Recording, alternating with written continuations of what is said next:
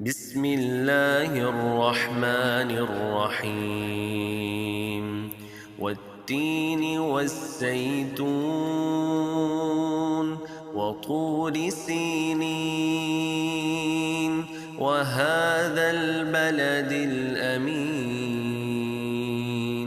لقد خلقنا الإنسان في أحسن تقويم